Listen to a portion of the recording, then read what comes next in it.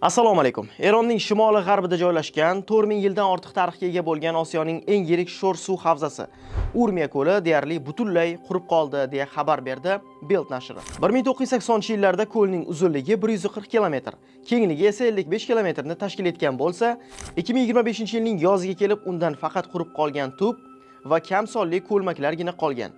Buni sun'iy yo'ldoshdan olingan rasmlar ham tasdiqlaydi. Ekologlar va Eronning muxolifat ommaviy axborot vositalari Urmiya ko'lining yo'q bo'lib ketganini katta falokat deya baholashyapti. Eron News Update ma'lumotlariga ko'ra, mamlakatda milliondan oshiq noqonuniy quduqlar bor. Bu esa yillar davomida yerosti suvlarining kamayib borishiga ta'sir ko'rsatgan. Holatni yomonlashtirayotgan yana bir omil qishloq xo'jaligi bilan bog'liq. Eronda suv resurslarining 88%ni ushbu tarmoq iste'mol qiladi. Ammo yalpi ichki mahsulotning atigi 10%ni beradi. Natijada har yili tabiiy manbalardan 43 million kub metr suv ortiqcha sarflanyapti. Vaziyatning kritik nuqtaga yetganini mamlakat prezidenti Mas'ud Pezeshkian ham tan oldi.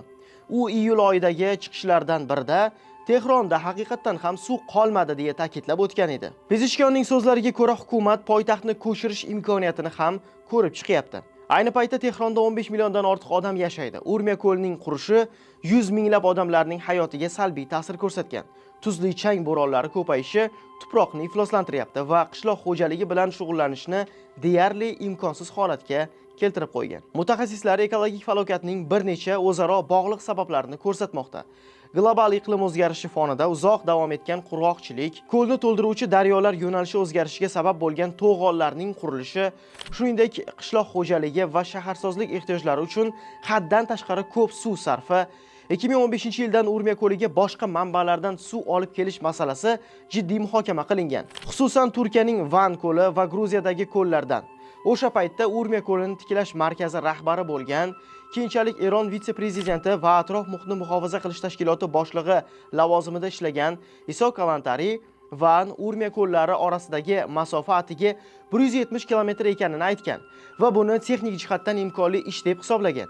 Muzokaralar boshlangan bo'lsa-da, oxir-oqibat hech qanday kelishuvga erishilmadi. Eron rasmiylari hatto Turkiyada muzlatib qo'yilgan 9 milliard dollarlik Eron neft daromadlari borligi, Urmiya ko'liga suv olib kelish loyihasini amalga oshirish uchun esa atigi 1 milliard dollar kerak ekanini ta'kidlashgan. Siyosiy jihatdan Gruziya bilan kelishuvga erishish ancha osonroq bo'lishi mumkin edi.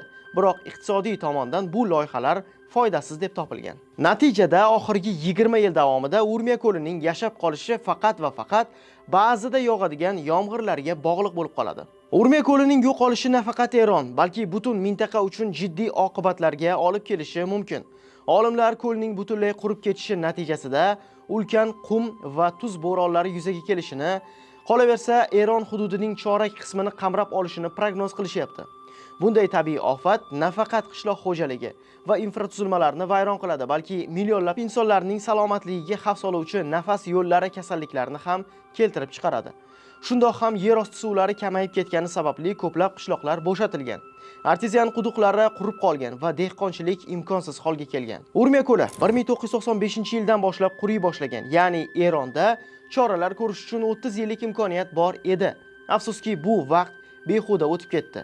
Xalqaro tashkilotlar va ekologik guruhlar yordam taklif qilgan, lekin bu takliflar aksariyat holatlarda siyosiy sabablarga ko'ra rad etiladi.